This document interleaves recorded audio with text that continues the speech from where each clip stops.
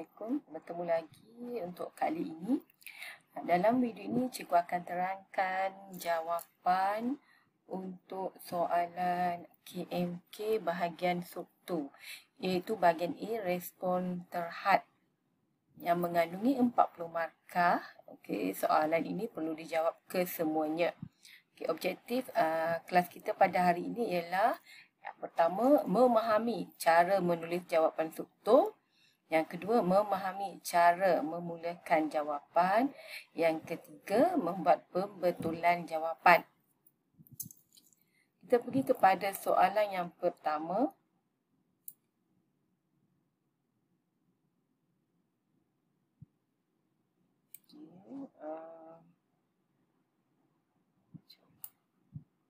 Kita tekan ini dulu.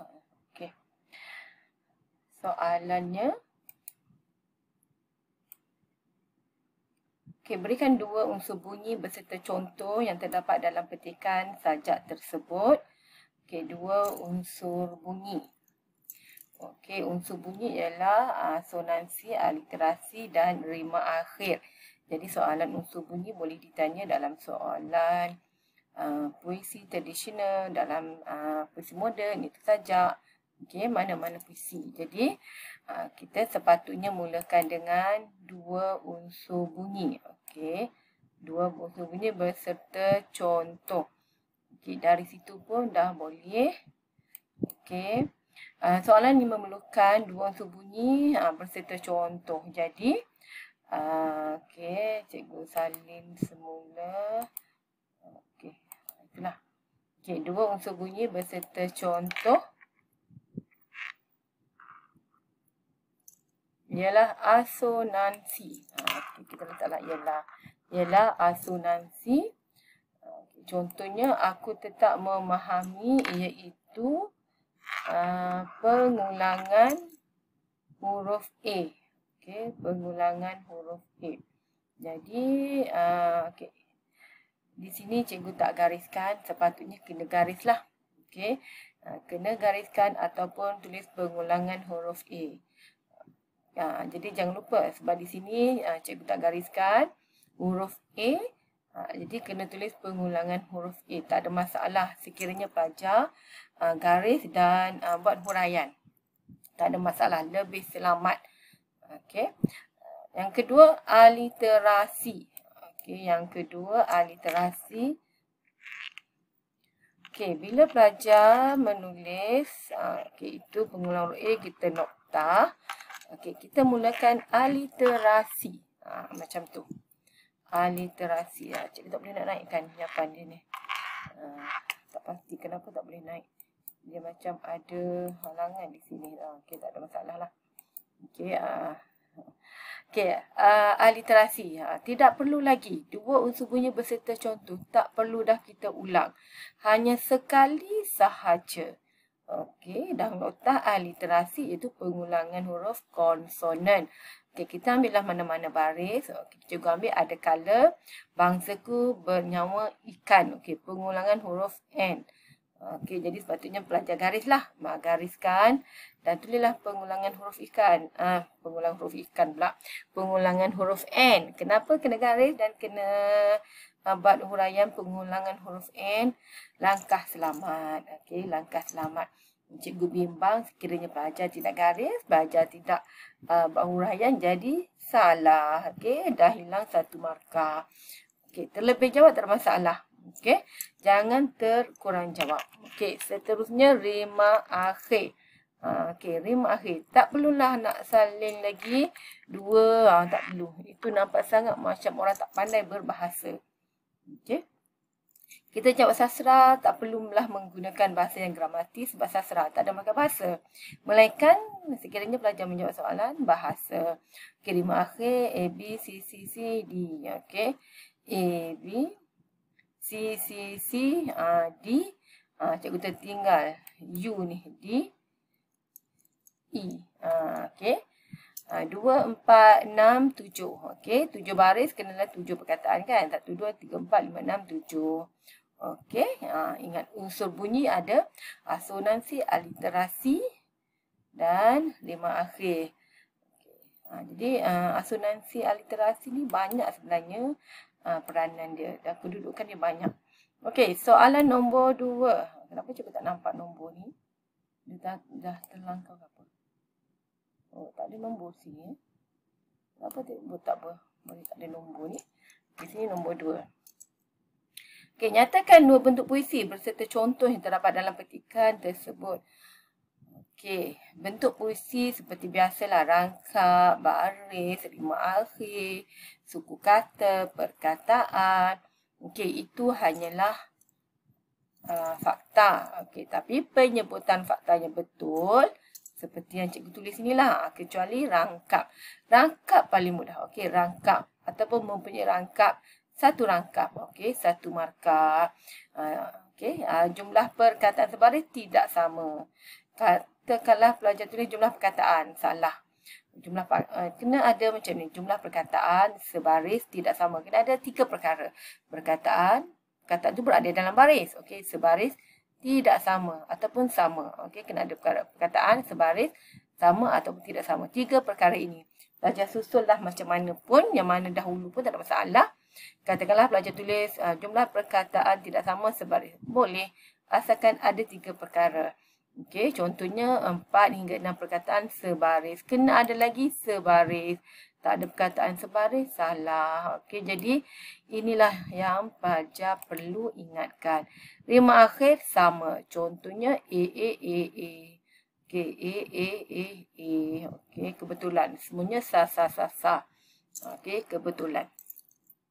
Berbentuk bebas. Okey, sebab seloka kan. Contoh 9 hingga 16 suku kata sebaris.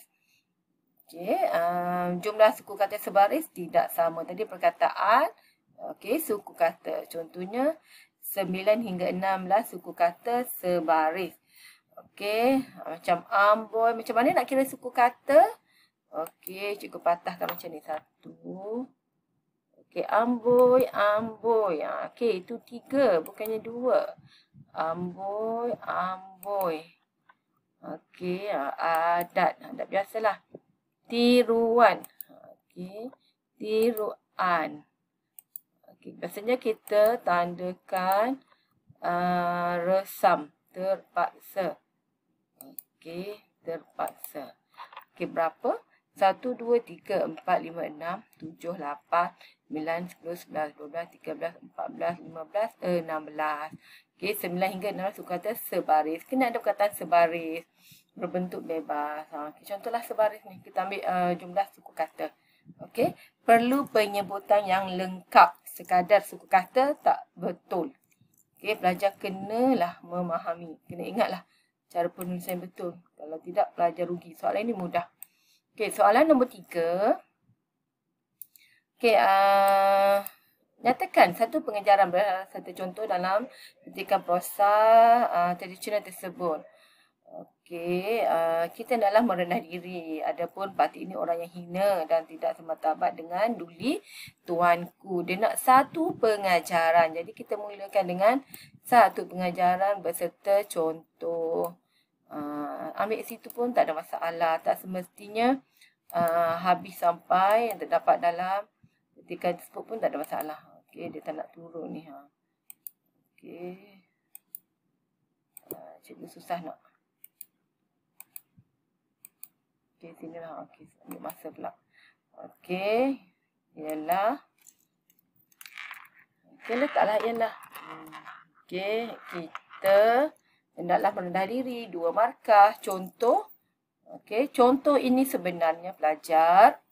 Okey, adapun parti ini orang yang hina dan tidak semartabat dengan duli tuanku. Okey, ini jawapannya. Ambil saja dan salin. Tak susah. Soalan struktur mana contohnya salin semula. Sekiranya belajar tak salin, salah. Sangat rugi. Pada cikgu soalan struktur mudah. Sebab jawapan memang dah ada dalam petikan. Salin sahaja. Ambil ni balik. Tak kat sini. Okey. Dilarang pelajar menulis ... Okey. Tak boleh. Salin satu ayat saja. Bukannya semua. Satu ayat saja yang menunjukkan contoh tersebut. Okey. Seterusnya nombor 4. Nyatakan dua ciri drama beserta contoh yang terdapat dalam petikan tersebut. Okey, dua ciri drama ada dialog. Okey, dialog. Ana, okey, pilihlah mana-mana dua dialog kan. Okey, dialog pertuturan dua watak lah. Jadi pilihlah mana-mana. Okey, kalau cikgu ambil lah Ana dengan Zaki ni. Okey, ambillah mana-mana. Okey, salin saja ni. Salin saja. Kenapalah susah? Okey, salin saja. Ada dialog satu markah. Okey, dialog dia ni satu lagi markah. Dia nak dua. Okey, ada aksi. Aksi ni yang dalam kurungan. Okey, ada aksi. Salin balik ni. Masuk kat situ. Dah. Satu markah. Dah, dua. Ada watak. Okey, ataupun pelakon. Pelakonnya Zaki Ana. Dah dapat. Okey. Watak ni maksudnya kita tahulah watak siapa kan. Okey. Jadi kita letaklah. Tapi kalau untuk dialog dengan aksi, salin balik. Salah satu dah senang.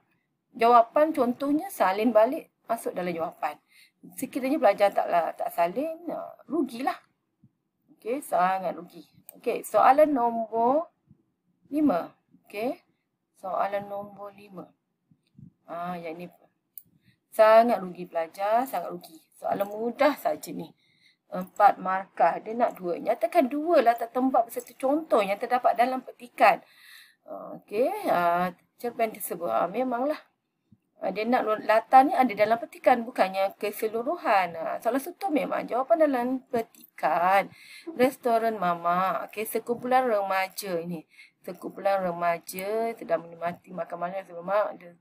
Halin semua ni sampai habis. Dah dapat satu lagi markah. Okey, rumah kedai yang kedua.